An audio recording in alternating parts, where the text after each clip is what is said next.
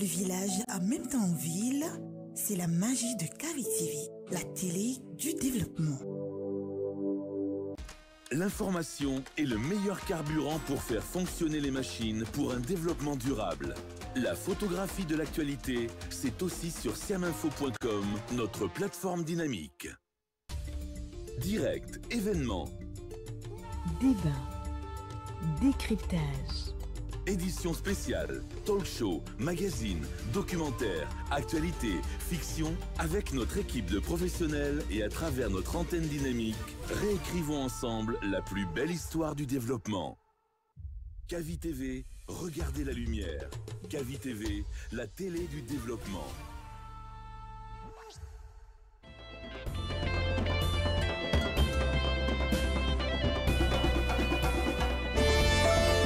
Heureux de vous retrouver encore ce mardi au compte de cette émission le scanner qui vous parvient du lundi au vendredi. Quand il est 9h, c'est jusqu'à 10h30. Nous vous aidons à comprendre l'actualité majeure avec les débatteurs. Chaque matin, vous le savez déjà, vous nous écoutez sur la 89.5. Merci de votre fidélité. Vous nous regardez à la télé, vous êtes sur le canal 249. Si vous êtes abonné au bouquet Canal+, sur Star Times, vous nous suivez sur les numéros 113 779 de ce côté, sur notre site d'information siaminfo.com et sur notre application mobile Kavi Media, disponible sur Play Store et App Store, également sur les réseaux sociaux Kavi Media, Kavi TV si vous êtes sur Facebook. Merci de votre fidélité partout où que vous soyez en République du Guinée et partout également dans le monde. Au menu de ce matin, les choses se compliquent pour l'ancien ministre Oye Guilavogui alors que ses conseils demandaient un renvoi de l'audience au-delà du mois de mai 2025 ce lundi pour son traitement hormonal contre le cancer de la prostate. La partie civile a qualifié cette demande de trop. Pour elle, le procès doit se poursuivre. Après avoir écouté les différentes parties, et la Cour a rejeté la demande de renvoi de la défense avant de renvoyer le procès au 10 février prochain pour les réquisitions et plaidoiries poursuivies pour des faits présumés de détournement de deniers publics, d'enrichissement illicite et de blanchiment de capitaux de plus de 50 millions de dollars américains. Le sort de Oye risque de se décider sans lui à partir de la semaine prochaine. Et puis des individus membres d'un réseau de fausseurs de titres de transport interpellés par la police nationale. Les 3 personnes arrêtées délivraient des documents de transport, notamment les permis de conduire biométriques, de façon illégale. Ces faux documents étaient fondus dans la circulation. Ces faits sont pourtant prévus et punis par l'article 586 et suivant du Code pénal en vigueur en République de Guinée. Il sapent d'ailleurs les mesures de contrôle instaurées par les autorités. Vous entendrez tout à l'heure la responsable communication de la Direction générale de la police nationale. À partir de l'année prochaine, toutes les écoles primaires de la Guinée seront connectées à l'outil numérique et dans quelques semaines, 2200 écoles primaires auront du support numérique comme outil pédagogique, ce qui permettrait aux enfants de l'école primaire à travers des tablettes à accéder à des enseignements qui peuvent être dispensés dans les pays les plus développés. Ce sont des annonces faites par le Premier ministre guinéen Amadou Riba. Mais comment tout cela peut-il être possible?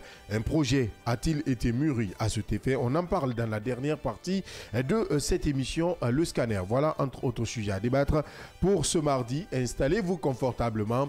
Bienvenue sur le Média du Développement.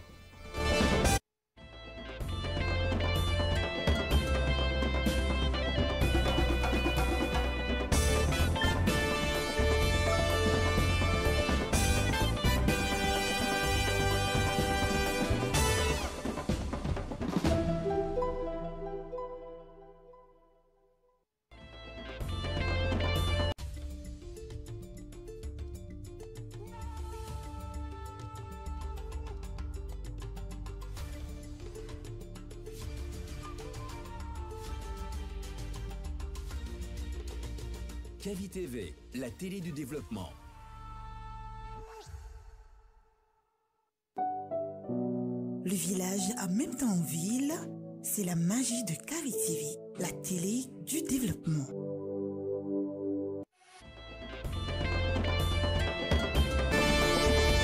Merci de nous retrouver dans cette émission Le Scanner qui vous parvient du lundi au vendredi quand il est 9h jusqu'à 10h30. Nous vous aidons à comprendre l'actualité majeure en gardant notre ligne éditoriale, le développement et l'entrepreneuriat. Autour de moi, avec moi, les débatteurs de chaque matin qui vous aident à comprendre l'actualité. Hey, Diallo, bonjour. Bonjour Abdallah, bonjour à tous. Bonjour Mohamed Leba. Bonjour Abdallah, bonjour à tous. Bonjour Mohamed Abba, le PM. Bonjour Abdallah. Attends.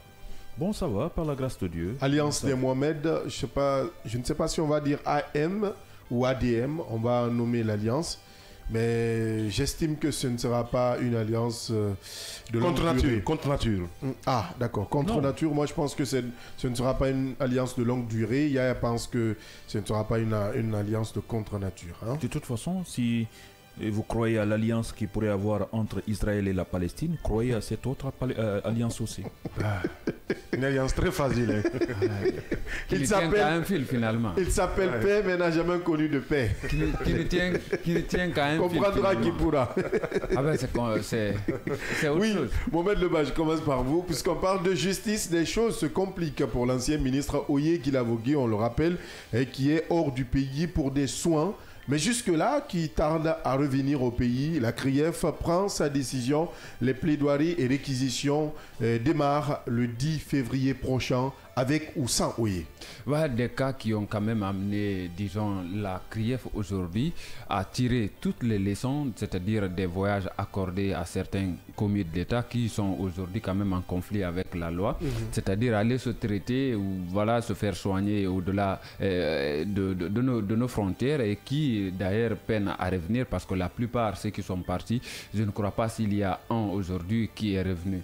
Donc le cas Oye Guilavogui s'inscrit dans ce cadre-là. Il faut quand même dire que cette affaire ministère public contre l'ancien ministre des Postes et Télécommunications a été une nouvelle fois examinée par la Cour de répression des infractions économiques et financières CRIEF ce lundi 3 février 2025. Vous l'avez rappelé au niveau de votre introduction qu'à l'entame des débats, la défense a introduit cette autre demande de renvoi. Voilà, disons, arguant quand même que, brandissant, il faut le dire, que cette question encore une nouvelle fois de traitement lié à un traitement, il faut le dire, hormonal, voilà, et finalement que vous avez compris l'agent judiciaire de l'État qui ne comprend pas cette autre démarche, disons, du prévenu et de ses conseils, parce que tout simplement l'agent judiciaire de l'État il pense disons à un sabotage, un acte qui continue quand même à retarder davantage, délibéré qui continue à retarder d'ailleurs disons le procès qui date maintenant disons de plusieurs années, parce que cela fait quand même plusieurs années maintenant que plus d'une année que Oye Guilavogui et autres sont quand même en prison pour des faits que vous venez de citer, des faits graves seulement que vous n'avez pas rajouté cela, des faits graves, et puis maintenant qui se rapportent sur disons le détournement de deniers publics, d'ailleurs même que c'est le refrain aujourd'hui en termes d'infraction lié quand même à ces personnes aujourd'hui poursuivies disons devant la Cour de répression des infractions économiques et financières qui étaient dans le gouvernement d'Alpha Condé. Donc cette demande a été fermement rejetée par la partie civile qui est représentée par l'agent judiciaire de l'État, maître Pépé Antoine Lama, a demandé à la Cour de passer outre cette autre demande qui quand même va au-delà disons de juin 2025, donc c'est-à-dire un renvoi demandé au-delà de juin 2025 et finalement... Mai ou juin? Juin.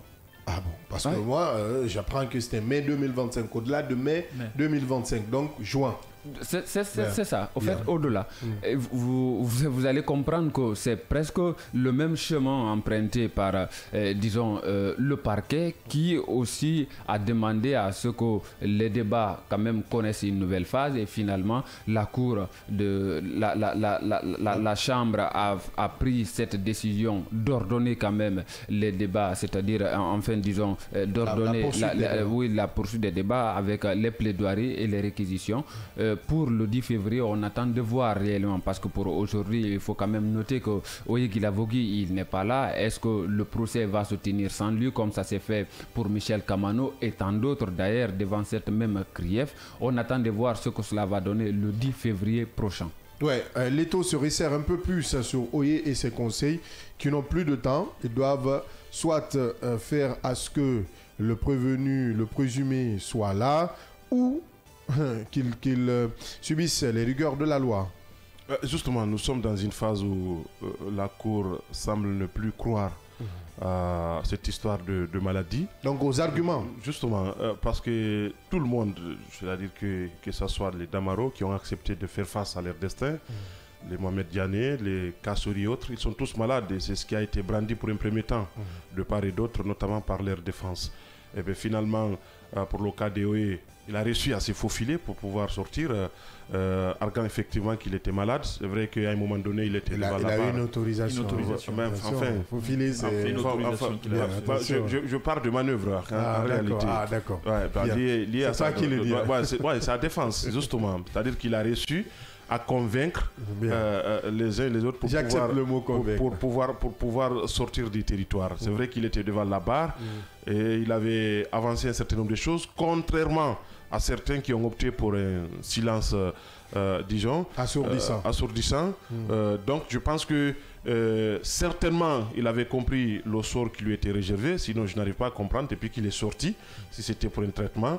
On aurait dit quand même avoir ce qu'on appelle des informations beaucoup plus fiables au-delà de ce qu'avance son conseil ou ses conseillers tout simplement.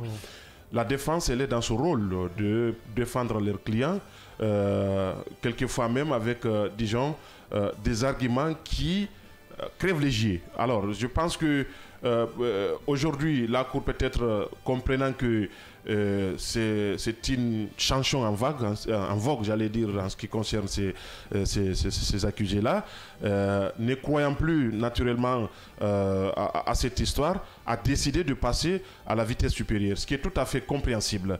C'est-à-dire qu'on ne peut pas continuer à attendre, disons, une maladie qui semble être, disons, artificielle ou interminable ou incurable, justement, alors qu'en réalité, je ne pense pas que son état de santé puisse arriver à un point où il ne peut plus faire face, disons, à la Cour et répondre à un certain nombre de questions. On n'est pas arrivé à ce niveau.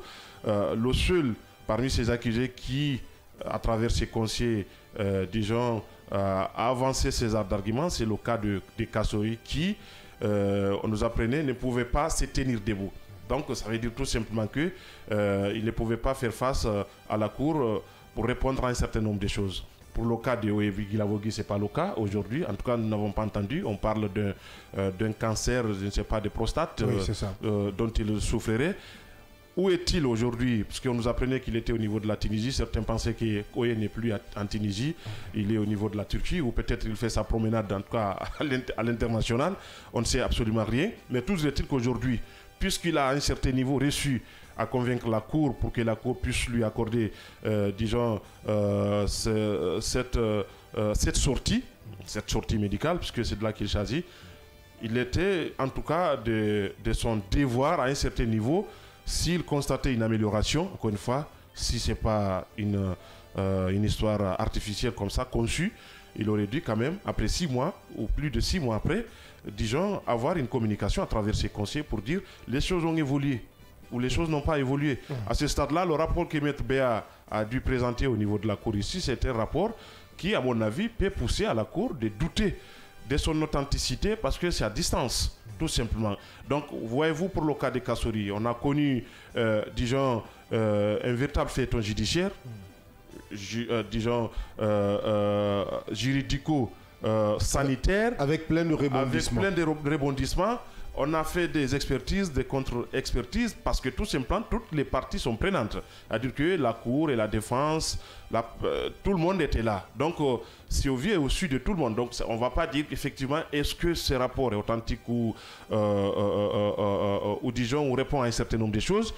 Ceux qui ont été commis pour le cas de Kassouri, c'était à la demande de la Cour. Et bien, finalement, nous avons connu les résultats qui sont assortis de cet examen-là. Alors, pour le cas de Oye, il n'est pas là.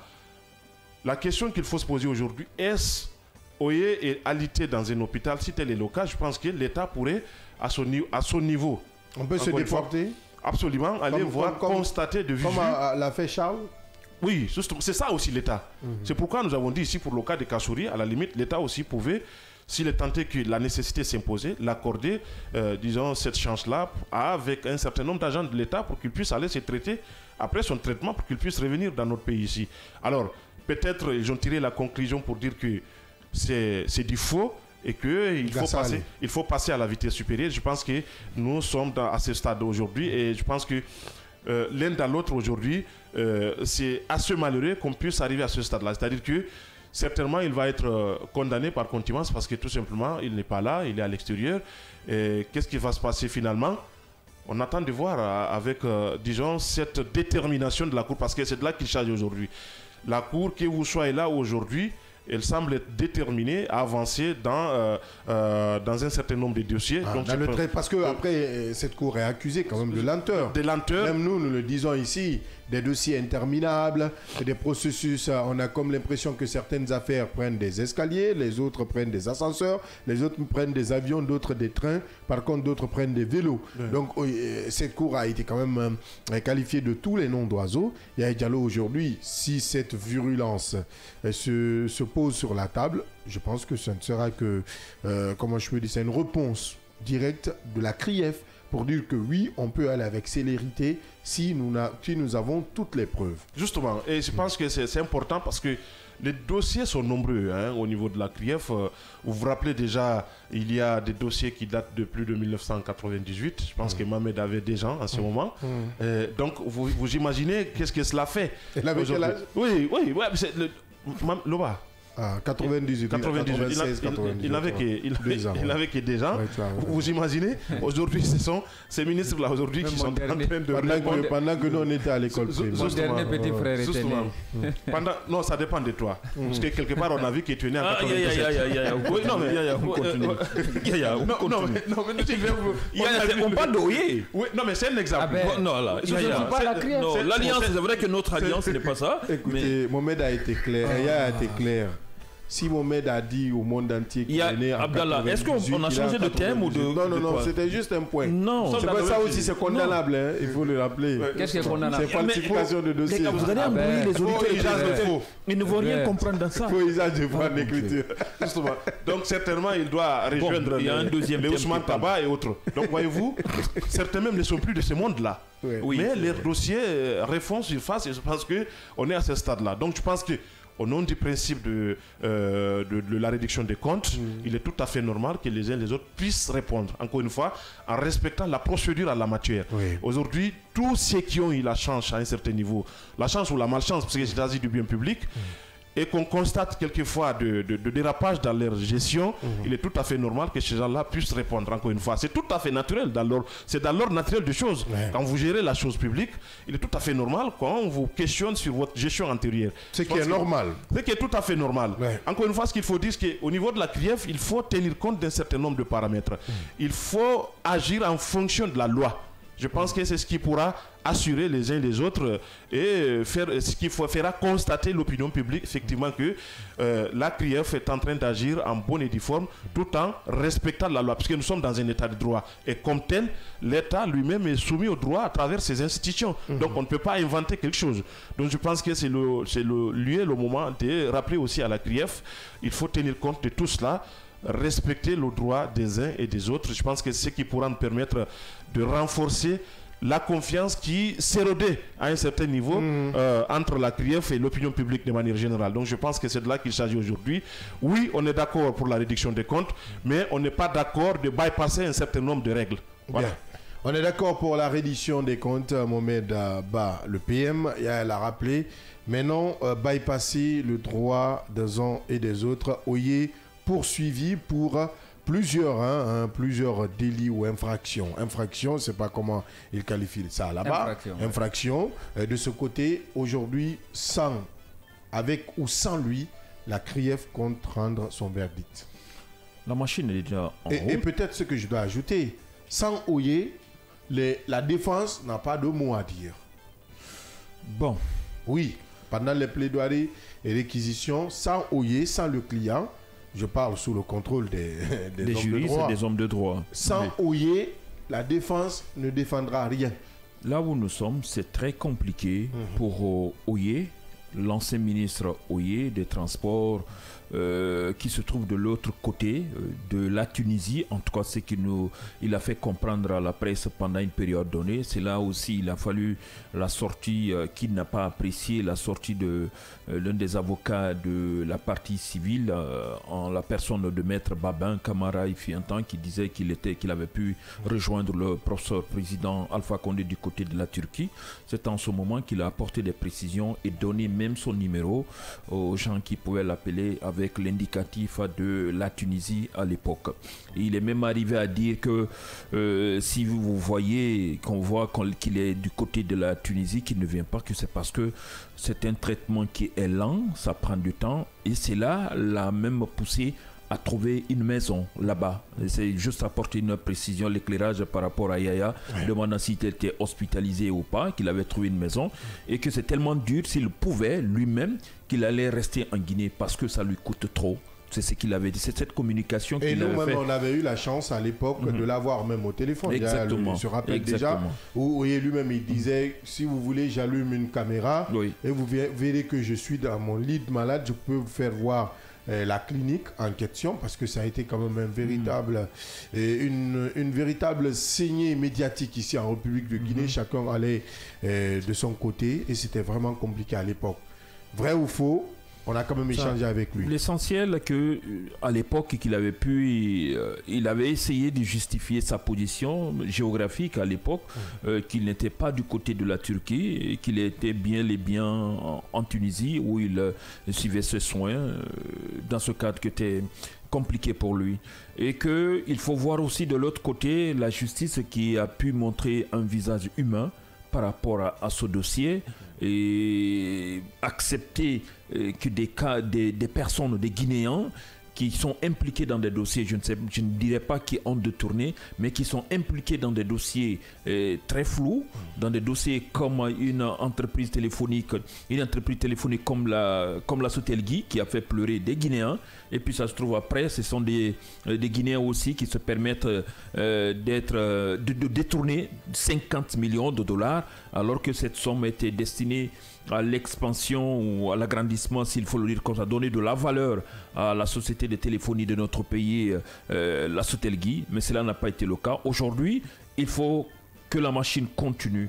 On ne peut pas attendre. Je crois qu'il disait qu'il faut attendre jusqu'au mois de mai, au mois de juin, rien ne prouve, et même ça, il n'a pas dit qu'il va venir. Le 23 juin. Rien ne dit qu'il allait venir en Guinée, qu'il va. Rien n'est moins sûr. Voilà, donc il n'y a aucune assurance par rapport à sa présence ici. C'est qu'il a dit qu'il doit poursuivre encore son traitement. Et poursuivre son traitement pendant combien de temps? Parce que ce n'est pas la première ni la deuxième fois que notre compatriote arrive à attirer l'attention de cette cour, de lui accorder du temps de se traiter. Il n'y a pas eu aussi un rapport médical qui prouve qu'il ne peut pas venir en Guinée pour suivre son traitement ici. Parce que s'il y a un rapport vraiment authentifié, nous savons très bien, de la magouille, ça peut exister partout, aux États-Unis, en France, un peu en Afrique, un peu partout, mais à un certain niveau, on ne peut pas se permettre, l'État tunisien ne peut pas donner un document faux qui prouve qu'il ne peut pas venir en Guinée, qu'ils le maintiendront là-bas. Donc moi je pense, c'est à Oye Guilavogui de prouver des pièces justificatives qui peuvent démontrer réellement, et puis des documents qui pourraient être encore contresignés par d'autres structures sur le plan médical, démontrant qu'il ne peut pas se déplacer, venir en Guinée pour suivre ses soins. Ça, je pense que l'équivoque là, il doit aider la Cour à aller de l'avant. Parce que si cela n'est pas le cas, ça devient compliqué. Ça devient compliqué parce que cela ne peut pas lui faciliter, ne peut pas plaider en sa faveur. Il est temps pour lui d'aller de l'avant. Parce que si dans une semaine, la Cour arrive à statuer sur son cas, dans une semaine ou dans un mois ou dans 2 mois, parce qu'après les plaidoiries, il faut s'attendre à des décisions qui vont tomber de la part de cette Cour. Donc il est temps de vraiment de se décider s'il faut soit envoyer des documents qu'il faut ou se présenter. Parce que de toute façon, quand une décision tombe, ce n'est pas seulement mettre la personne en prison. il y a la saisine des biens, il y a tout ce que nous connaissons dans ce cadre. Donc il est temps pour les uns et les autres, du côté des avocats ou des conseillers de Oye, de faire quelque chose. Ça, c'est un facteur qu'il ne faut pas oublier. D'autre côté, aussi, de l'autre, il faut tenir compte de ces hauts cadres de ce pays qui ont la chance aujourd'hui de gérer les affaires de l'État. Ne pensez pas que c'est le présent qui compte seulement. Il y a aussi le futur. Oui. Il y a aussi le futur. Ce futur-là, il y a deux volets. Futur, vous faites bien pour que tout le peuple arrive à en bénéficier, y compris vous. Il faut faire tout aussi pour ne pas faire du n'importe quoi, parce que si vous arrivez à faire du n'importe quoi, ça va vous rattraper d'une manière ou d'une autre. C'est quelque chose qui est fondamental. Et que, une fois que les gens, je ne sais pas qu'est-ce qui traverse la tête de ceux qui gèrent vraiment les affaires publiques. Quand on est au pouvoir, on n'arrive pas à voir les choses très bien.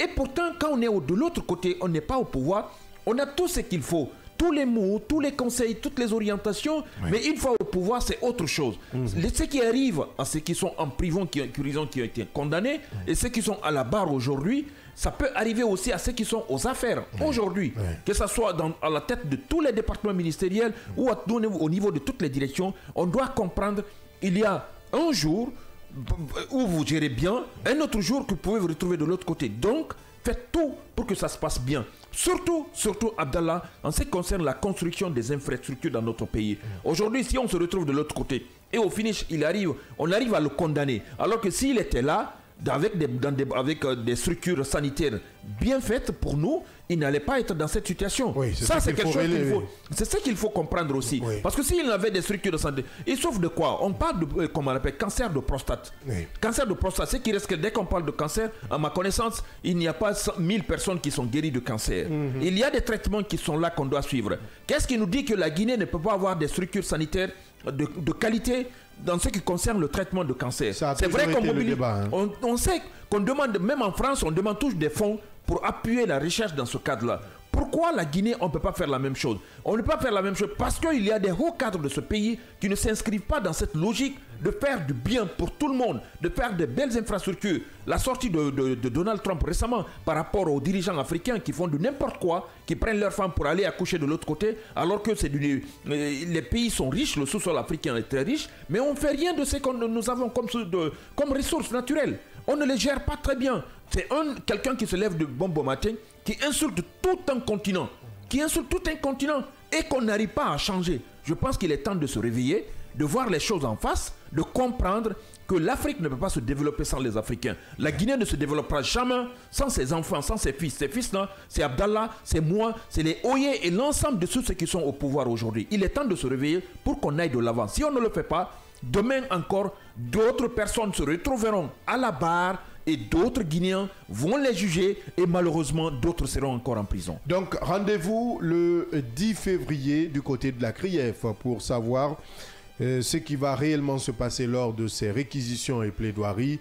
Qu'est-ce qui va être requis et quelles seront les plaidoiries faites par la partie civile? Parce que là, on n'aura pas de défense, malheureusement. Ah ben on attend de voir. Non, on n'aura pas de défense. La défense ne fera que constater. Constater. Si la défense ne va pas plaider.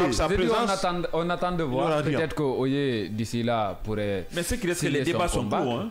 Oui, mais au niveau des plaidoiries, la Cour a ordonné, disons, les plaidoiries et réquisitions. On attend de voir est-ce que d'ici là, Oye Guilavogui sera conseillé par ses conseils de revenir faire face quand même à la justice, parce que si vous avez une affaire pendante devant la justice, le mieux c'est de vous faire entendre, parce que tôt ou tard, cela va vous rattraper, peu importe le temps que cela va prendre. Nous avons aujourd'hui des dossiers devant cette même CRIEF aujourd'hui qui datent de 30 ans ou de plus de 30 ans, parce que tout simplement, ces affaires n'ont pas été jugées. Pourtant, il y avait quand même des reproches qui avaient été faits par-ci et par-là. Donc aujourd'hui, je crois que le mieux pour tous, et surtout pour Oye Guilavogui, c'est d'accepter de revenir faire face à la justice, parce qu'il y a d'autres aujourd'hui qui sont là.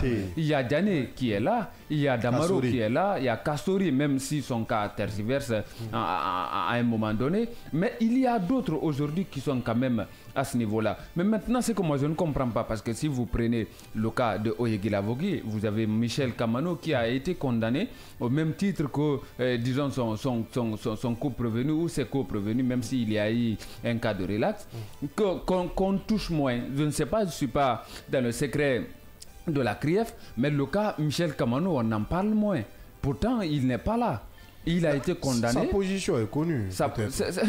Mais il a été condamné, non? Oui, il a été condamné. Mais qu'est-ce qu'on est en train de faire dans ce sens-là? Je crois qu'aujourd'hui, les uns et les autres, c'est-à-dire, je ne parle pas d'une manipulation, mais ça a quand même tout l'heure. Non, mais je ne crois pas.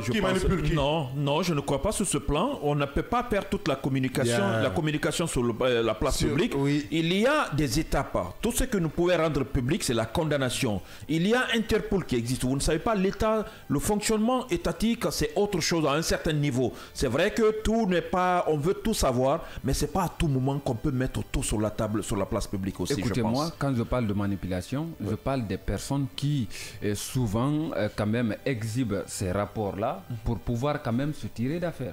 Je ne suis pas en train de parler de la CRIEF en termes de manipulation. Par rapport à la CRIEF, je parle c'est-à-dire du manque de communication aujourd'hui autour de toutes ces affaires-là. Il y a eu quand même pas mal de personnes ici qui ont quand même bénéficié de cette liberté d'aller se faire soigner en instance, comme disons devant la cour d'appel et aussi à la CRIEF. Mais ces personnes-là, sauf que c'est devenu quand même un refrain très régulier. Et donc Kassori n'a pas, Kassori n'a pas bénéficié de cela. Oui, Kassori n'a pas bénéficié. Il devrait bénéficier aussi. La CRIEF semble tirer des leçons de tous ces différents cas-là aujourd'hui.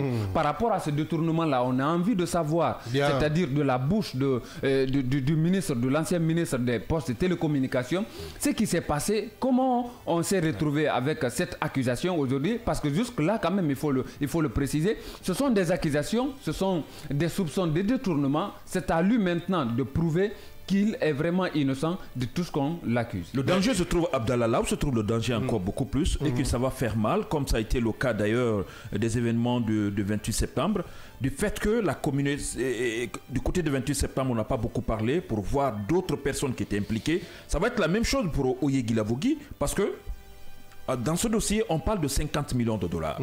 Ce qui reste clair, il ne peut pas être seul à mettre la main sur cette somme, sur cet argent-là. C'est ce que nous estimons.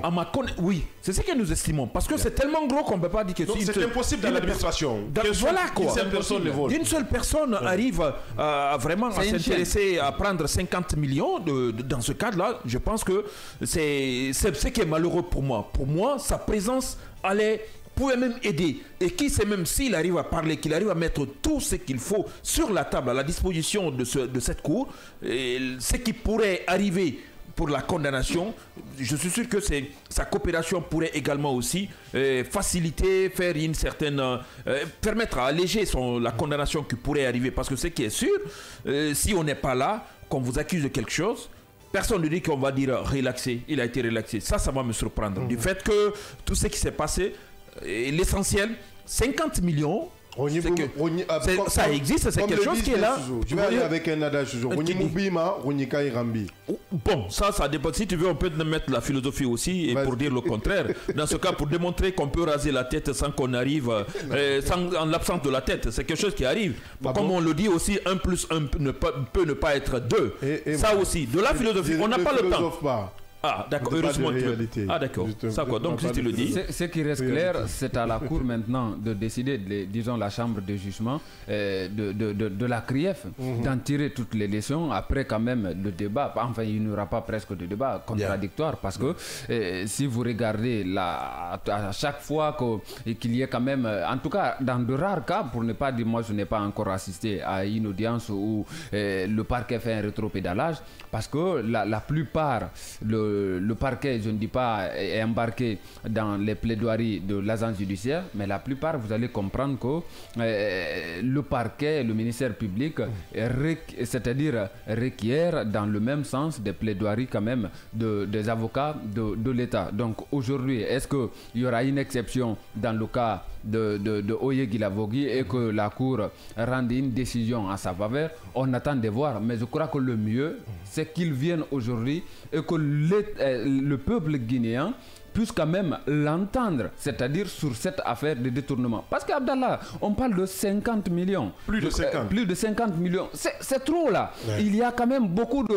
nous connaissons la destination quand même qui était prévue pour ces fonds-là. Il faut qu'on nous explique réellement la destination finale, parce que ça avait été détourné, de sa destination, ce montant-là. On a besoin de savoir, le peuple de Guinée a besoin de savoir cet argent a servi à quoi, qui sont les coupables, c'est-à-dire de son détournement.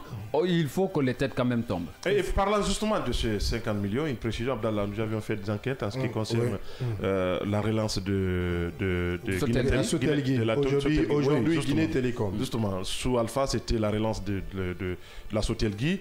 Je pense que l'initiative était portée par le régime d'Alpha Condé à travers le département de télécommunications qui avait bien voulu contacter des partenaires chinois qui pouvaient nous permettre d'avoir ce qu'on appelle un certain nombre d'équipements. Donc l'argent dont on parle, ce n'est pas l'argent liquide.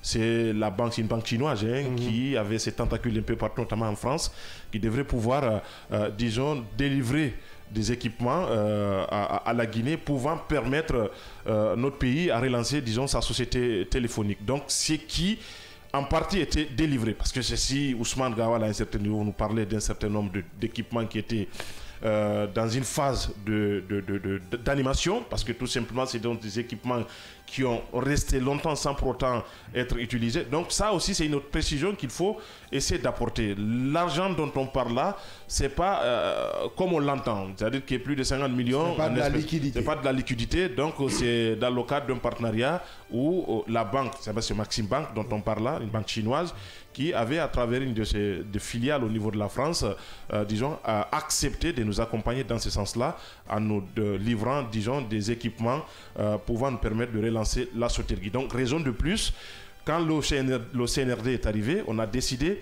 avec les actifs, disons, avec le passif de la Sotelgui, on ne pouvait pas relancer la Sotelgui, donc il fallait changer de nom pour qu'on puisse avoir Guinée Télécom, d'où le nom de Guinée Télécom. Mais en réalité, c'est les mêmes, disons, c'est le même process. C'est le même process, c'est les mêmes équipements qui devraient pouvoir continuer. Donc je pense que la précision elle est importante. Très importante. Et surtout une autre précision, il faut rappeler que c'était un véritable feuilleton, hein, parce qu'après, les avocats avaient boudé l'audience, une ou deux audiences. Si je me rappelle bien, c'était en octobre 2023. Oye s'était présenté sans ses avocats.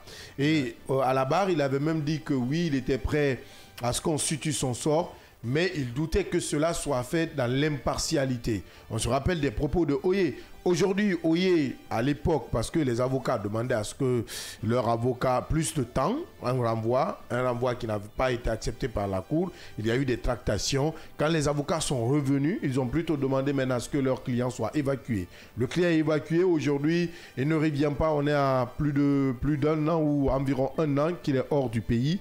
Et je ne maîtrise pas trop la démarche. Environ un an qu'il est hors du pays. Donc, qu'on dise encore qu'il n'a pas fini ses traitements et pourtant dans la demande il n'était pas prescrit. Est-ce qu'il était oui ou non prescrit un temps défini, 6 mois, 1 année, 2 ans? Personne ne peut dire aujourd'hui. Est-ce que c'est ce qui a été dit par les avocats, les conseils de Oye? Voici l'autre question qu'il faille soulever dans cette affaire. Mais qu'à cela ne tienne, attendons de voir le 10 février pour la suite des plaidoiries, et réquisitions. Et derrière, peut-être qu'on va se retrouver après tout ce qui va se passer pour peut-être faire une conclusion et mettre peut-être un point final ou un point d'exclamation sur cette affaire Oye et Guilavogui qui n'a que trop duré, il faut le dire. Donc aujourd'hui, la CRIEF est quand même entre le marteau et l'enclume, soit rendre le verdict ou montrer aux yeux du monde sa faiblesse. Vous pensez que c'est la Cour qui est, comme on appelle la CRIEF, qui est entre le marteau et l'enclume? Oui. Non. Oui. Comment? Oui, c'est la CRIEF qui a autorisé, attention, c'est la CRIEF qui a autorisé à Oye de sortir du pays pour se traiter. C'était pour combien de temps? Ça ne veut pas dire que de prendre ce n'est pas de la fuite. On va aller doucement. Non, on se parle. C'était pour combien de temps? C'était une période bien précise parce que ça fait plus de combien? Une période bien précise parce que ça a été relancé, je crois, c'est la 2e ou la 3e fois. Le Oye est attendu, on a annoncé sa présence à la barre. Cela veut dire que la période donnée est expirée. Si la période n'est pas expirée, peu importe que nous arrivions à dire avec précision, c'est 3 mois ou 90 jours ou bien 15 jours qu'on l'avait accordé à Oye, ce qui reste clair, le temps qu'on avait accordé à Oye pour aller se traiter pour cette évacuation sanitaire, ce temps-là est expiré, n'est plus comme on appelle, considéré par la Cour, parce que, à ma connaissance, c'est la 2e ou la 3e fois, je répète, que Oye est attendu à la barre et il n'est pas là. Cela veut dire qu'il est informé de la date à laquelle il devrait être là, à travers au moins à travers son avocat ou ses avocats. Pour une précision, oui, rapidement, le rapport dont on parle, c'est-à-dire lié à ce traitement hormonal, date du 26 janvier. Ça, je suis d'accord. Maintenant, pourquoi j'évolue, puisqu'il a répondu à la première question. On parle de l'État. L'État a tous les moyens pour faire revenir Oye. Quand même.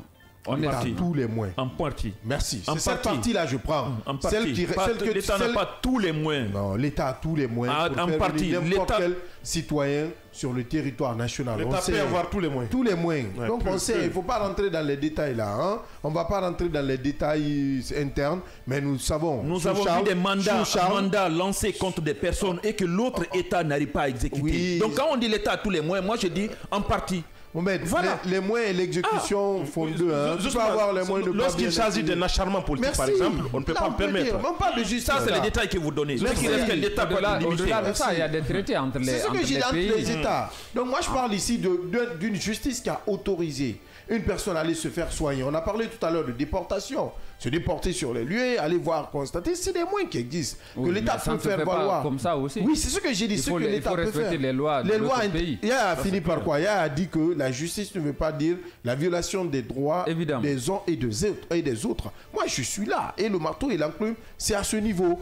Dans le respect de ces droits des uns et des autres, la CRIEF se trouve entre le marteau et l'enclume. Qu'est-ce que je veux dire? Les traités internationaux et les droits même des prévenus. Et au-delà même, la pression aussi que la CRIEF pourrait avoir vis-à-vis de son ministère tutelle aussi. Voilà. Pour t'appuyer même. Là, sur ce plan, il pourrait avoir la CRIEF ne peut pas agir comme ça. C'est une autorisation qui peut venir automatiquement de la part de justice. La CRIEF, elle est indépendante, nous estimons. La CRIEF, elle est indépendante. Et pour t'appuyer, vous allez comprendre encore parce qu'il y a eu un rapport médical qui avait été quand même présenté à la Cour qui a occasionné le départ de monsieur Guilavogui Oye pour partir se faire soigner. Ce rapport-là, est-ce que la CRIEF s'est fait avoir? Donc c'est à ce niveau encore, je crois que toute la question d'Abdallah pourrait avoir ou peut avoir même tout son pesant d'or. Parce qu'il faut élargir au cas Kassouri. Avec Kassouri, quand le rapport est venu, on a demandé une rélecture. Oui. Attention, une rélecture. Expertise, ça veut dire tout simplement dans le terme médical et dans le terme judiciaire. Expertise et contre-expertise. Nous, pour bien faire comprendre, on dit une rélecture pour dire, oui, on a vu ça. Maintenant, qu'est-ce que ça veut dire avec des explications? Si pour une première fois, la CRIEF dans des dossiers rappelle cela, c'est que la CRIEF se doute de quelque chose. Oui, sous Oye, ça n'a pas eu lieu. Merci. Donc, c'est pourquoi aujourd'hui, on peut dire, et je le dis, je sais, en raison de beaucoup de facteurs et de beaucoup de raisons, comme l'a rappelé Yaya, que la CRIEF pourrait se retrouver entre le marteau et l'enclume dans cette affaire Oye Guilavogui. Donc il faut suivre de très près la suite de ce dossier pour donner, en tout cas pour avoir une issue favorable. Allez, on parle de cet autre sujet, cette fois, c'est d'insécurité. Mais sous quelle forme? Des individus membres d'un réseau de fausseurs de titres de transport interpellés par la police nationale. Les 3 personnes arrêtées et délivrées des documents de transport, notamment les permis biométriques de façon illégale. Ces faux documents étaient fondus dans la circulation. Ces faits sont pourtant prévus et punis par l'article 586 et suivant du code pénal en vigueur. Il sape d'ailleurs les mesures de contrôle instaurées par les autorités. Tout à l'heure, nous allons essayer d'écouter la responsable communication de la Direction générale de la police nationale, Dame Rama Baldé. Et derrière, on se retrouve pour le décryptage. La Direction générale de la police nationale toujours proche de sa population, reste engagé dans la lutte sans relâche contre toute forme de délinquance et multiplie les actions sur le terrain pour maintenir la paix et la quiétude des Guinéens. Lundi 28 janvier 2025, le service des enquêtes du commissariat central de Kapororaï a mis main sur un groupe d'individus impliqués dans la confection des faux titres de transport. Ce réseau de faussaires démantelé met en examen plusieurs individus, dont 3 interpellés. Il s'agit des nommés Ibrahima Khalil Kamara, dit Kaka, distributeur potentiel chez lequel les citoyens s'approvisionnent illégalement, Mamadou Aya Diallo, Kernobay Le Diallo du syndicat des transporteurs et d'autres personnes, cerveaux de production de ces faux titres de transport activement recherchés par nos services. Ces présumés faussaires sont impliqués dans l'établissement des faux titres de transport, notamment le permis de conduire, la carte grise, l'autorisation de transport urbain et interurbain. Par conséquent, ce groupe de faussaires répondra de ses actes devant les autorités compétentes pour des faits de faux en écriture publique prévus et punis par l'article 586 et suivant du Code pénal en vigueur. Par ailleurs, la Direction générale de la police nationale informe la population qu'en date, seule la Direction nationale du transport terrestre à travers les opérateurs Thomas Gregg et DSD Guinée sont habilités à délivrer des titres de transport et l'invite à plus de vigilance et de responsabilité. La Direction générale de la police nationale demeure entièrement à la disposition de sa population 24 heures sur 24, 7 jours sur 7. Communiqué. La Direction générale de la police nationale, toujours proche de sa population, reste engagée.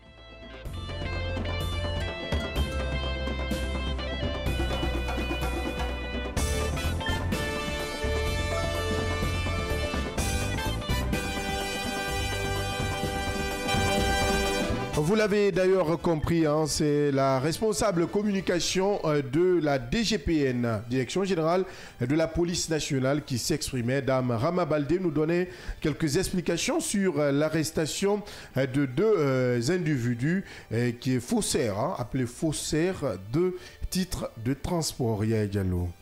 Oui, justement, c'est à se demander dans quel état vivons-nous. C'est vrai qu'on peut dire que c'est un phénomène naturel dans les États. Ça se passe un peu partout, ce genre de réseaux. En ce qui concerne les cartes d'identité nationales, c'est la même chose.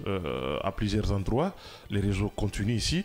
Mais moi, je me suis posé la question de savoir comment ces gens-là, puisqu'on nous a rappelé quand même le statut des uns et des autres, comment se fait-il que ces gens-là puissent à eux seuls porter une telle initiative sans qu'il n'y ait de complicité à l'intérieur. Ouais, parce qu'à voir ces documents, il n'y a presque pas de différence. Absolument. Je ne sais pas. Absolument. Donc je pense que c'est vrai que c'est le plus en vue dans cette affaire-là, mais quand on essaie d'approfondir les enquêtes, on verra bien qu'il y a, disons, certains complices qui sont même, disons, qui pourraient même peut-être des agents. Donc c'est pour autant dire qu'aujourd'hui on en a besoin, puisque dans notre pays ici, il y a des faits qui sont devenus presque une coutume dans notre pays ici, où des individus peuvent à un certain niveau se substituer de l'État. On parle de faux en écriture publique. On parle de carte grise, de permis de conduire, ainsi de suite. Et vous savez que ça fait beaucoup d'argent pour l'État. Donc ça veut dire tout simplement que perte énorme. Hein. Oui, au-delà. Si l'État dit 500 000, le particulier, lui, il va te donner ça à 200 000. À 200 000, 250 000. C'est compliqué. À 200 000, à 250 000. Donc je pense qu'il faut à un certain niveau qu'on essaie de revoir tout cela. Et c'est le bon moment de quand même saluer quand même la promptitude de ce commissariat au niveau de Kaporo, qui, il faut le rappeler, semble être très professionnel dans ce qu'il fait. Parce qu'il y a quand même des agents qui ont eu la chance d'avoir un certain nombre de formations, notamment au Maroc, en Italie, et qui sont revenus et qui me semblent être, disons, compétents en la matière. Vous vous rappelez très bien qu'il y a eu à un certain niveau aussi, même cette question des gangs qui s'opérait au niveau de cette zone-là, c'est à travers le commissariat de Kaporo qu'on a dû dénicher le réseau et couper la racine. Donc je pense que c'est un commissariat aussi parmi tant d'autres qui est en train de jouer ce rôle. Ceci dit, ce que nous sommes en train de voir ici est le résultat d'une déliquescence même du fonctionnement de la police à un certain niveau. Parce que tout simplement, on ne peut pas, parce que c'est des réseaux qui existent et naturellement, il y en aura d'autres aussi qui continuent à fonctionner. C'est à se demander qu'est fait l'État dans ce sens-là pour pouvoir effectivement sécuriser les documents de l'État. Les documents de l'État, vous savez, la bibliothèque, enfin, le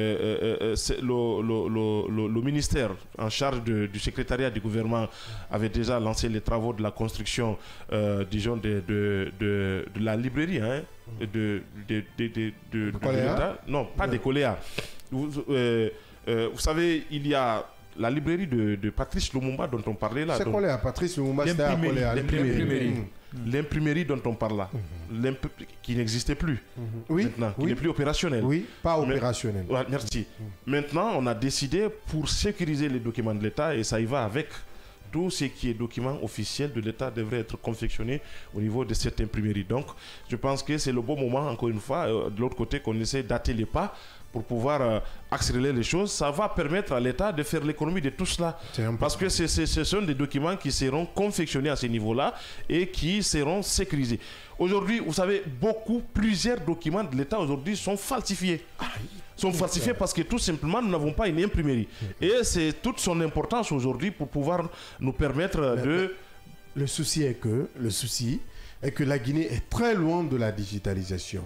On est jusque-là avec des papiers, et ça va être difficile, très très difficile et compliqué, avec des papiers, de pouvoir digitaliser, contrôler tous ces documents. Justement, vous savez, avec l'imprimerie, parce qu'on parle d'une imprimerie moderne quand même, dont on parle là, les documents, les décrets, le journal officiel dont on parle et tout ce qui s'ensuit, ça devrait s'opérer à ce niveau-là. Donc, tout document. Et je vois que le ministre secrétaire général du gouvernement, il avait eu disons, les mots justes pour expliquer tout cela. Jusqu'à présent, nous sommes exposés à la falsification de ces arts de documents parce que tout simplement, l'État n'a pas un œil, disons, transversal en ce qui concerne le contrôle ou la confection de ces documents-là. Donc c'est le lieu pour l'État d'accélérer les choses et nous empêcher, ou tout au plus, nous éviter ce qui est en train de se passer aujourd'hui au niveau de ces individus-là. Parce que tout simplement, si ça continue comme ça, nous risquons encore une fois de perdre en argent, mais aussi de décrédibiliser l'État. C'est de là qu'il s'agit aujourd'hui. Oui, Mohamed Leba, très dangereux, hein, il faut le rappeler. Oui, mais très dangereux parce que l'État est en train quand même de perdre et l'État va continuer à perdre presque à tous les niveaux en termes de documents. Et parce que vous allez comprendre que ce n'est pas... Mais c'est ce que je dis. Si je dis partout où on parle de documents, l'État aujourd'hui est en train de perdre parce qu'il y a des faussaires à tous les étages. Disons du premier jusqu'au dernier parce que tout simplement, la digitalisation, on n'est pas encore entré dans cette nouvelle ère. On se dit tout simplement que ça appartient aux autres et nous, on est encore en train de patauger dans du papier. Parce que ce faussariat, quand même, aujourd'hui, est en train de profiter à beaucoup de Guinéens. C'est-à-dire qui sortent, disons, des universités et voilà, qui se sont quand même un peu imprégnés des nouvelles technologies de la communication et de l'information.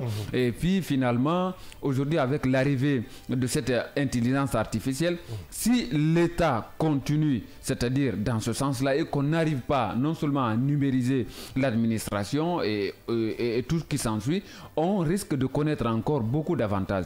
La dernière fois, on parlait des contraventions policières et autres, la mobilisation des ressources,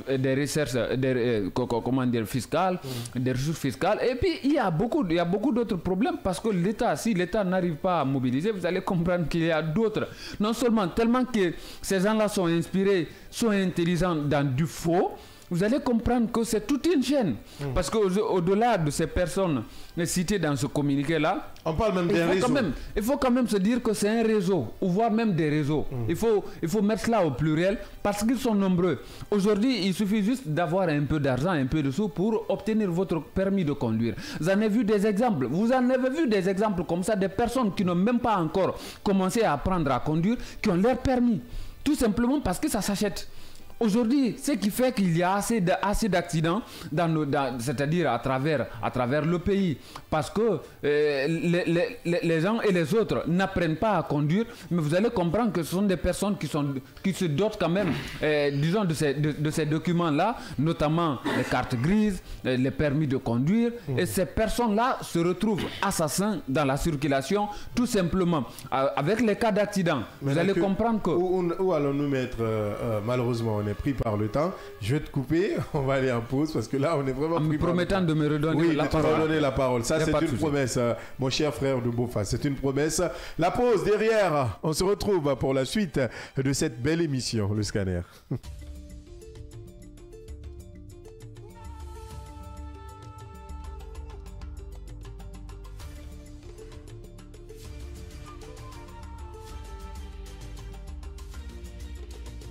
Cavi TV, la télé du développement.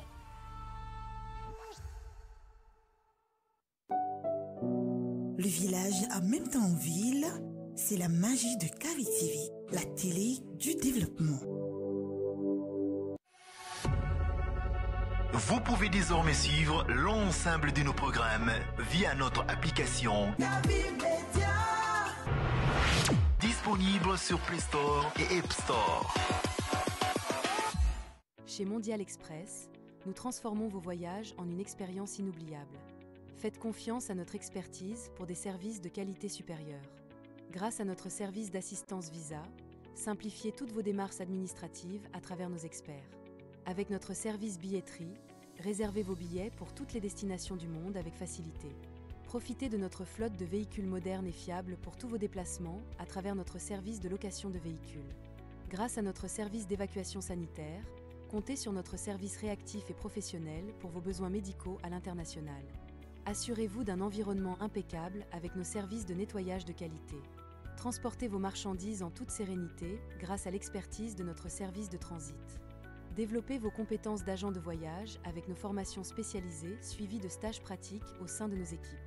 Contactez-nous dès aujourd'hui au plus 224 613 00 39 69 ou au plus 224 613 00 39 70. Nous sommes situés à Mankpa, 4e avenue, immeuble Dabo, commune de Kaloum. Visitez notre site internet au www.mondialexpress.net. Mondial Express, chaque voyage est une histoire. L'information est le meilleur carburant pour faire fonctionner les machines pour un développement durable. La photographie de l'actualité, c'est aussi sur siaminfo.com, notre plateforme dynamique.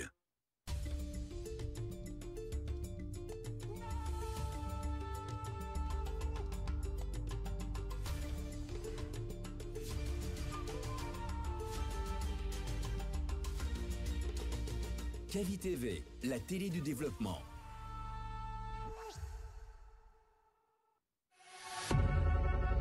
Vous pouvez désormais suivre l'ensemble de nos programmes via notre application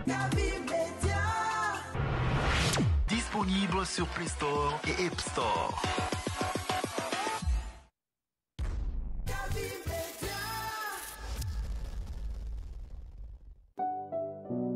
Le village en même temps ville, c'est la magie de Cavi TV, la télé du développement. L'information est le meilleur carburant pour faire fonctionner les machines pour un développement durable. La photographie de l'actualité, c'est aussi sur siaminfo.com, notre plateforme dynamique. Direct, événements. Débat. Décryptage. Édition spéciale, talk show, magazine, documentaire, actualité, fiction, avec notre équipe de professionnels et à travers notre antenne dynamique, réécrivons ensemble la plus belle histoire du développement. Cavi TV, regardez la lumière. Cavi TV, la télé du développement.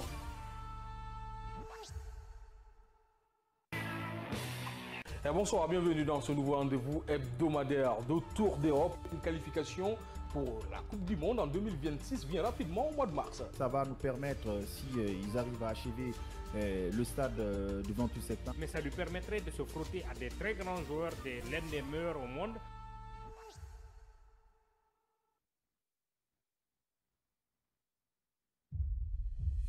Mesdames et messieurs, bonsoir et bienvenue dans cette édition d'information. Tout de suite, le sommaire. Amélioration des conditions.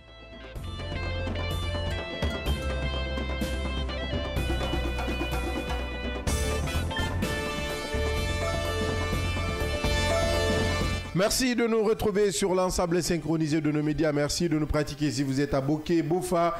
Si vous êtes du côté de Sangaré, Koubia, vous nous suivez à la télé. Merci de votre fidélité. À Conakry environ, vous êtes sur la 89.5 si vous nous écoutez à l'instant même. Et si vous êtes à Labé, vous nous écoutez grâce à nos partenaires de Beta FM qui relaient en direct cette émission. Oui, Mohamed Leba, on parle toujours de ces faussaires. Faussaires, oui. Ouais, c'est ça. Faussaires avec deux S et puis voilà, S à la fin parce qu'ils sont très nombreux. Je crois qu'aujourd'hui, l'État a un véritable, problème qu'il faille résoudre, c'est-à-dire de facto. Parce que cette chaîne, il faut la couper.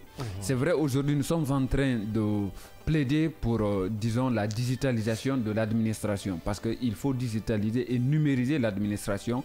C'est de ça qu'il s'agit. Concernant ces documents-là, nous l'avons entendu, la dame, tout à l'heure, qui parle des documents, c'est-à-dire biométriques. Je crois bien, c'est ce qu'elle a dit. C'est-à-dire, ça veut dire que... Ce sont des documents biométriques. Tout ce que l'État est en train de faire... Le permis de conduire est biométrique. Tout ce que l'État est en train de faire, ces gens-là pensent aujourd'hui avoir un boulot garanti parce que de la manière dont l'État est en train de prendre tout son temps pour fabriquer ces documents-là, destinés, c'est-à-dire aux populations, ces personnes-là se permettent de faire la même chose. Faisant perdre ce qu'ils n'ont pas laissé pour les billets de banque, c'est ce qu'ils vont laisser. Vous comprenez? Ce que ça veut dire que tout simplement, à un moment donné, c'est qu'à un niveau de l'administration, on est en train de pêcher. C'est vrai qu'il est difficile aujourd'hui de cerner toutes ces questions liées quand même à ce faussariat-là, mais il faut aujourd'hui mettre en place, c'est-à-dire une véritable cellule de veille par rapport à toutes ces questions-là, qui pourraient relever toutes ces différentes questions liées surtout à la falsification de ces documents. Parce que qui on peut appeler de faussaire?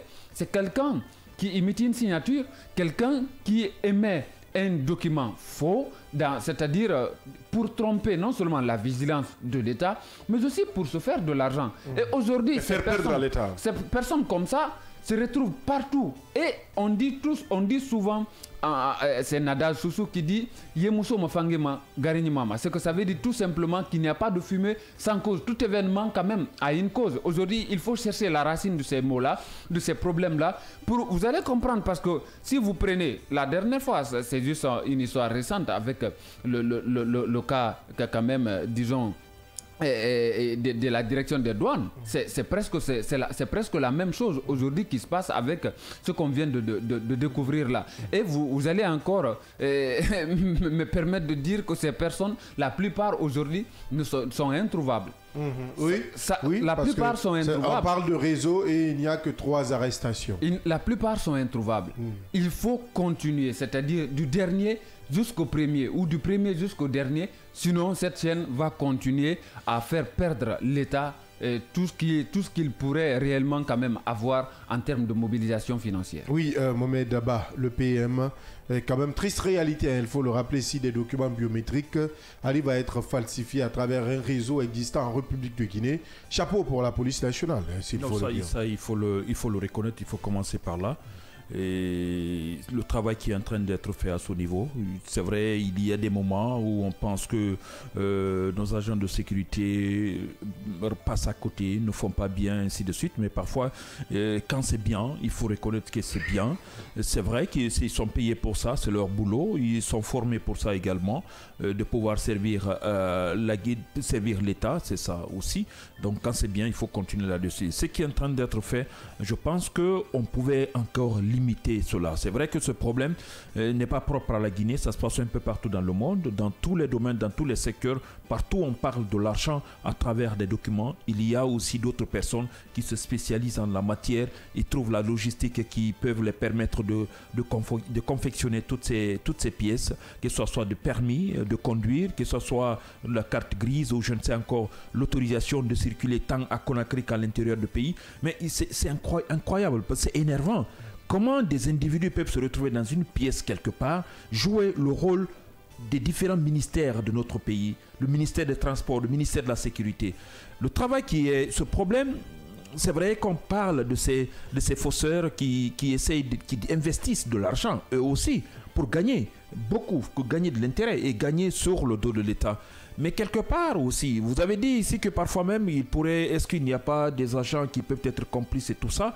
Ne pensez pas que ce sont seulement ou voire directement c'est le ministère de la Sécurité qui fait ce travail. Il y a des partenaires, des entreprises qui ont raflé le marché de pouvoir faire ces pièces. Tout à l'heure, dans le compte rendu de la dame Rama, dans sa communication, a cité le nom de 2 entreprises qui sont spécialisés en la matière, qui sont les seuls à avoir l'exclusivité oui. et l'autorisation de confectionner ces pièces concernant la circulation, que ce soit des pièces comme de la carte grise, le permis de conduire, ou l'autorisation des titres de transport et comme l'autorisation de circuler en milieu rural ou en milieu urbain et interurbain.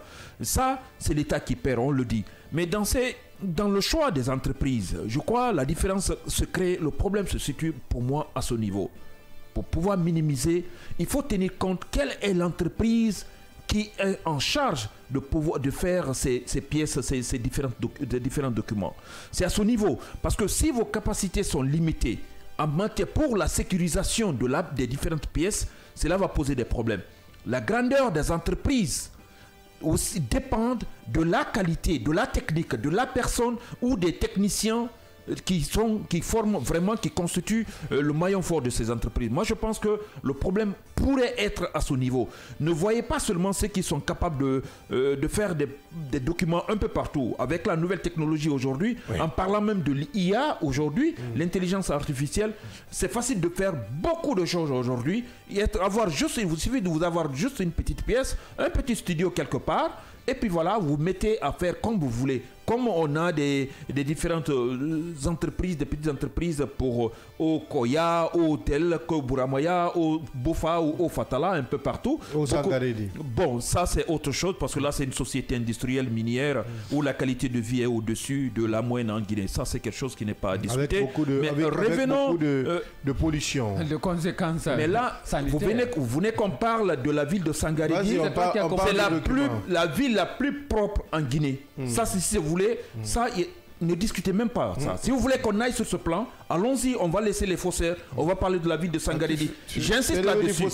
Bonjour aux voisins. Voilà, le message est bien compris quand même. Tu es devenu faussaire.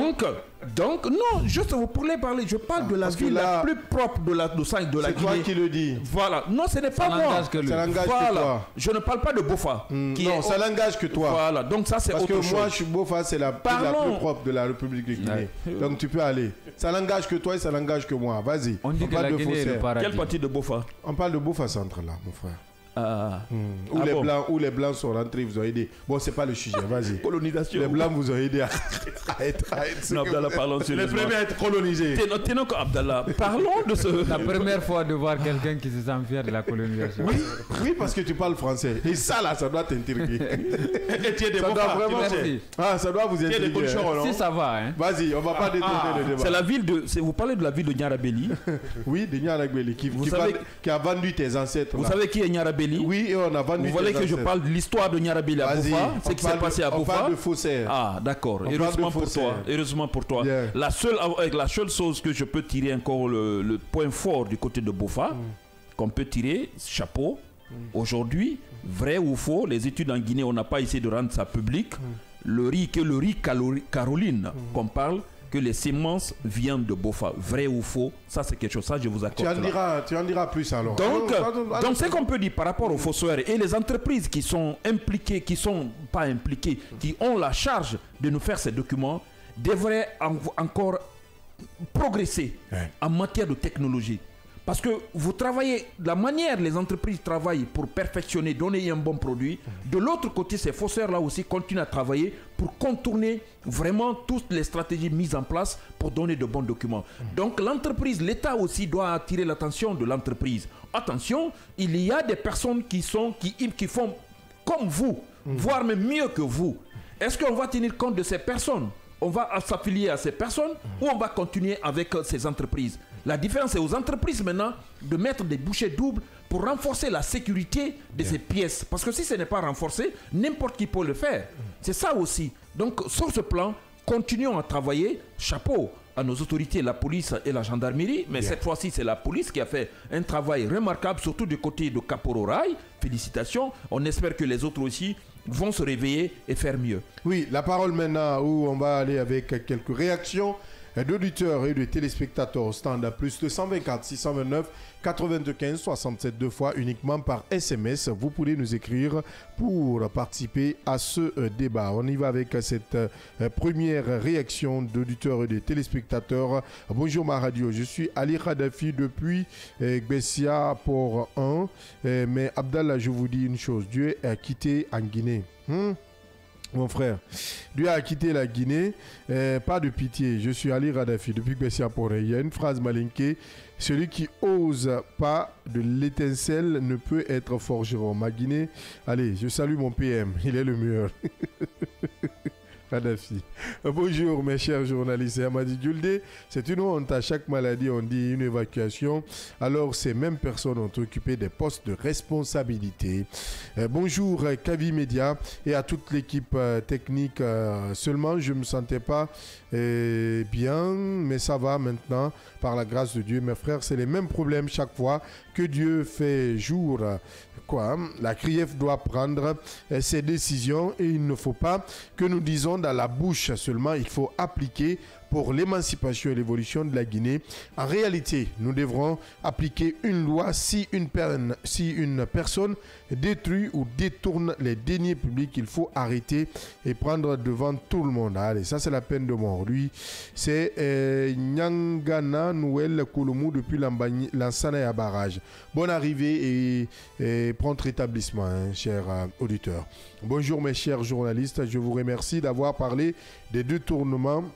Mais moi, je souhaite qu'il y ait la peine capitale contre les détourneurs car ils sont très méchants. C'est Mfantouman Kamara depuis Anko 5. Encore la peine capitale ce matin. Bonjour KVFM, bonjour mes chers journalistes assermentés. Nous sommes à l'écoute de votre émission depuis la BPMG. Signé Ibrahim Sori, Iso Kamara depuis la BPMG. Bonjour le meilleur de sa génération, Abdallah Kamara. Bonjour à tous vos excellents chroniqueurs. Bonjour à Panziazou et à Bofossou. Là, je connais, c'est dans Massanta. La CRIEF n'inspire plus confiance. Elle a perdu sa crédibilité. Tous ceux qui sont libérés ou qui seront libérés pour un soin à l'étranger ne reviendront pas car la CRIEF est une justice partiale qui a une double vitesse. Donnez la chance aux autres aussi de sortir. Vous verrez.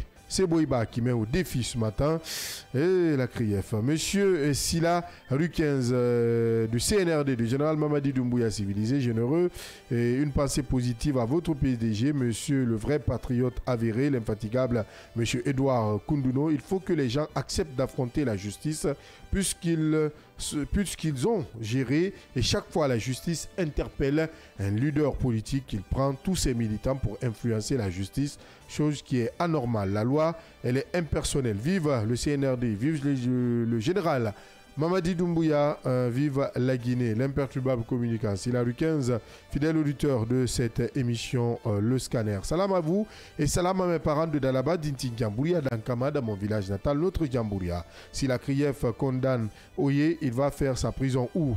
Donald Trump a fait une sortie salutaire, il a dit la vérité aux Africains et à leurs dirigeants car les gouvernements africains sont les plus paresseux dans le monde entier. Mamadou Alpha Djambouya, depuis Koloma, toujours égal à lui-même. Bonjour à vous, le média de référence, que le tout-puissant Allah vienne au secours de ma Guinée. Amine. J'espère que Oye a écouté avec la chinoise devant la juridiction guinéenne, mais il ne faut pas qu'il y ait deux poids, deux mesures. Je demande toujours pourquoi nos dirigeants n'ont pas de respect pour les biens de l'État. Le non-respect de la loi, la négligence ou la faiblesse de l'État, la malédiction ou autre. Monsieur Kita Moussa, MSK, depuis Kindia, la ville des agrumes. Merci pour la fidélité. Bonjour le transcendantal Abdallah Kamara. Bonjour au sublime chroniqueur de l'émission Le Scanner, c'est Aboubakar Karankani Koulibaly depuis la Tannerie. La CRIEF a intimé Oyegila Vogui d'aller se faire traiter ailleurs, comme sa pathologie était intraitable en Guinée. Donc, c'est dans ce cadre qu'Oye a pu quitter la Guinée. Oui, Nous le savons, mais il ne revient toujours pas. Bonjour les grands journalistes. Je profite de l'occasion pour saluer mes parents. L'écoute est favorable ici. Félicitations à vous. Et nous sommes fiers. Dozo Sekou, le pneumatique depuis Caporo, hein, le fidèle des premières heures de cette émission. Bonjour les scanneristes. Il faut les juger, même à leur absence. Ces anciens dirigeants font du sabotage. D'autres refusent de s'exprimer devant la CRIEF. Ces anciens cadres pensaient que prendre ce pays en un bien privé. Désormais, il faut les envoyer à Donka. C'est un hôpital moderne. Il faut lancer un mandat d'arrêt contre ceux qui ont fui, comme Magissa de l'Impôt, Bantama et autres. Aboubakar Ben de Kountia, aujourd'hui qui est très tranchant. Allez, bonjour Kavi TV. Sangaredi est la ville la plus propre de la Guinée. Mon cher ami, c'est toi qui le dis. Bofa est la ville la plus propre. Koubia est la ville la plus propre. Kaloum est la ville la plus propre. Mamou est la ville la plus propre. En tout cas, on nettoie chez nous. C'est le plus important. Sangaredi est la ville la plus polluée. Hein? N'oublie pas cela aussi. Quand même, hein? Où il n'y a plus de Marigot, pardon. Oui, il n'y a plus de rivière. Carrément. Nous le savons, il le sait. Il faut aller à Bouléré. Bouléré se trouve aussi dans... Quel est le Marigot qui est à Bouléré? Dans Sangaredi. Quel est le Marigot qui est à Bouléré? Après l'émission, je vais te montrer les images. Tu vas comprendre aujourd'hui que vous vivez en sursis.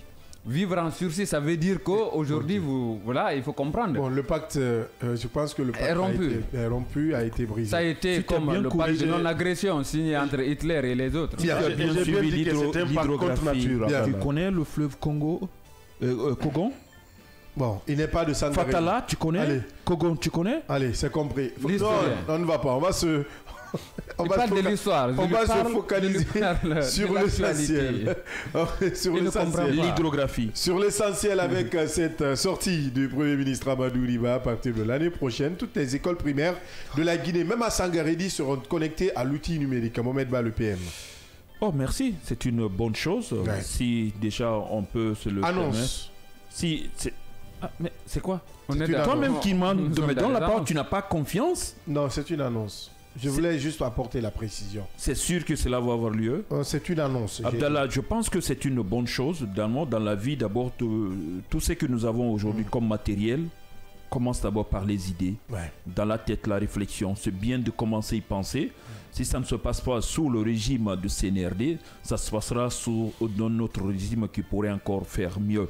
L'essentiel tient compte des rapports, des analyses, des documents, des projets qui se trouvent au niveau de chaque département, chaque direction dans notre pays. Parce que si nous ne laissons pas de traces, nous n'écrivons pas, ça ne servira à rien de parler de projets. On a parlé des examens ici avec des caméras dans toutes les salles dans notre pays. Ça, on ne sait pas ce projet se trouve à quel niveau. On parle aujourd'hui de faire une certaine connexion au niveau des écoles primaires. Est-ce qu'il y a de l'électricité dans toutes les villes de notre pays? D'abord, est-ce qu'il y a de l'électricité dans toutes les préfectures de notre pays avant de parler de sous-préfecture et de parler de district? Est-ce que ça ne serait pas intéressant d'apporter la précision pour qu'on arrive à croire, on parle de quelle école primaire? Les écoles primaires de Kaloum ou de la ville de Conakry, élargies à Dubreka et Koya, un peu. Là, on peut comprendre. Et parler de certaines villes industrielles, de Kamsar, de Sangaredi, de Fria, on peut comprendre, ainsi de suite. Mais si on essaie de dire, on élargit comme ça, à partir de telle période, bientôt, toutes les écoles primaires seront interconnectées. Je pense que ça va créer de la zizanie dans la tête des gens et on va se mettre à douter. Qu'on commence d'abord dans les zones où il y a de l'électricité, dans des zones dans les écoles pilotes, qu'on commence par là. Avant de se lancer comme ça des projets, il ne faut pas qu'on essaie de préparer d'autres pistes, que ce soit politique ou je ne sais quoi, que ce soit une question de campagne ou je ne sais quoi. Mais pour moi, il faut passer. Nous ne sommes pas un pays où l'électricité se gaspille dans la nature, où on a l'électricité partout, à travers le solaire, l'éolienne, ou je ne sais encore de quel type d'électricité que nous avons. Comme cela n'est pas le cas, même à Conakry, aujourd'hui, on me dit qu'on peut faire l'interconnexion des écoles primaires à Conakry, la capitale guinéenne. Je vais dire que c'est pas possible. C'est ce que j'ai dit, je vais m'en douter. Voilà. Carrément. Donc, pour le moment, qu'on essaie de mettre d'abord, qu'on essaie de commencer au niveau de Kaloum. Ça va être vraiment responsable. Une commune pilote ou une ville pilote. Commune pilote, je préfère. Bien. Ville pilote, pour moi, c'est vaste, c'est trop demandé pour qu'on arrive à faire la connexion entre les écoles de Ratouma ou les écoles primaires de Lambani, les écoles primaires de je ne sais pas de quelle. Commençons d'abord par Kalom, c'est parce que c'est plus ou moins acceptable d'avoir de l'électricité au moins 20h ou 23h, 24h sur 24 du côté de Kalom à cause de la présidence et des autres entrées, comme on appelle, ministères. Oui, Mohamed Leba. Il faut donner de l'eau à Mohamed, il va voir. Oui, parce que là, ça va pas. Avec le si, on peut même ressusciter Molière. Avec le si, on peut même faire annuler, disons, l'élection quand même qui a fait de Donald Trump, c'est-à-dire un nouveau président aux États-Unis. Avec le si, on pouvait bien être quand même dans une réalité qui aujourd'hui pourrait façonner, c'est-à-dire le bien-être des enfants, parce qu'on parle de l'école primaire. Il faut quand même dire qu'avec l'OSI, ces élèves peuvent accéder ou pouvaient accéder à des manuels numériques, des exercices interactifs, et avec des bibliothèques virtuelles, élargissant ainsi même leurs opportunités, et puis voilà, d'apprentissage. Avec l'OSI, ça pourrait créer cette interaction, c'est-à-dire interactivité et engagement des élèves. Avec l'OSI, ça pouvait permettre à ces élèves-là d'être au même niveau, je ne dis pas même. Mais si on enlève au même niveau, non, il arrive. Au même niveau. Il n'a que 2 minutes. À partir de 30 jours, je vais au même niveau que les enseignants. Vous êtes en train de construire l'Afrique avec la politique. Ça pourrait permettre à ces élèves-là, même aux plus timides quand même, de connaître réellement ce qu'on appelle l'ère numérique. Mais malheureusement aujourd'hui, les réalités nous rattrapent, c'est-à-dire les actes posés par les uns et les autres dans un passé, disons même lointain et récent, tout simplement nous fait rêver, parce que ce qui est là aujourd'hui, c'est en effet d'annonce. La réalisation, ça va encore dépendre d'un autre boulot qu'il faille faire en amont, parce que tout simplement, ce numérique-là, ou la numérisation des écoles, ça y va avec l'électrification de ces différents villages. Parce que si on parle de la numérisation, pour Conakry, peut-être on pourrait comprendre un peu, mais pour l'intérêt du pays, c'est des appels perdus. Yaya Diallo, des promesses politiques, on en a entendu dans ce pays. On continue d'entendre. Baouri fait encore une annonce. Pas une promesse, mais une annonce. Ils sont nombreux dans ce gouvernement du général Doumbouya qui s'inspire du professeur Alpha Condé. Des promesses comme ça, et puis voilà, on lance comme ça des promesses sans pour autant tenir compte même d'un certain nombre de choses, notamment des choses les plus élémentaires. Nous sommes dans une république où nous avons plus de 1000 hangars aujourd'hui qui constituent des écoles à l'intérieur du pays. Voilà des questions qui me semblent être très importantes, face auxquelles le gouvernement devrait effectivement, disons, au lieu de numériser, construire. Absolument. Équiper. Absolument. Et amener des enseignants. Justement, c'est cela. Nous, on a besoin d'avoir, disons, un système éducatif de qualité.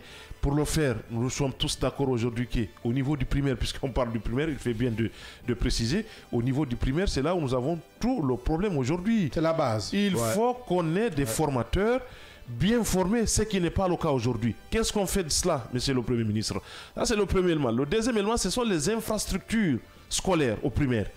À travers le pays aujourd'hui, quand vous prenez l'intérieur du pays, peut-être dans les préfectures les plus éloignées, on peut parler de la présence de l'État plus ou moins. Mais ici, au niveau de la capitale aussi, tout ce que nous avons ici, c'est du privé. L'État doit pouvoir d'abord avoir ce qu'on appelle cette mainmise sur un certain nombre de choses. Aujourd'hui, l'État se désengage du jour au jour en ce qui concerne la promotion de ces écoles primaires-là. Donc je pense qu'il faut que l'État, encore une fois, puisse tenir compte d'un certain nombre d'éléments. Il ne faut pas qu'on se lève d'un beau matin pour dire que ça relève des rêves. C'est bien, et c'est bien de rêver, mais je pense que nous en avons, disons, une tonne de préalables dont il faut remplir bien avant qu'on arrive, disons, à interconnecter je ne sais quelle école primaire, encore une fois. Bien, le rêve est permis. Simandou, 2040, un point vers la prospérité. Nous continuons de rêver, nous osons croire que tout cela sera possible et que le PM va construire des écoles dans mon village natal dignes de nom, il faut le dire, du côté de Kolissoro, dans Sandan, c'est du côté de Kindia précisément, à Colintin, hein, du côté de Mamou, à Humpu. Peut-être qu'on aura des écoles connectées de ce côté. Merci, Yaya Diallo. Merci, Abdallah. Merci à tous. Merci, Mohamed Leba. Merci, Abdallah. Merci à tous. Merci, Mohamed Ba, le PM. Merci, Abdallah, et merci à tous. Vous l'avez compris, auditeurs et téléspectateurs, c'est la fin de cette émission. En tout cas, pour ce numéro de ce mardi, merci à tous. Merci à Moussa Dramé qui a dirigé les équipes ce matin. Merci à Vabako Ivogui et Hassan So, côté régie et télé. Merci à Mamadou Diallo du côté de la radio. On se reprend demain. Même heure, même fréquence, avec la même énergie pour d'autres sujets d'actualité sur le seul et l'unique média de développement en République de Guinée.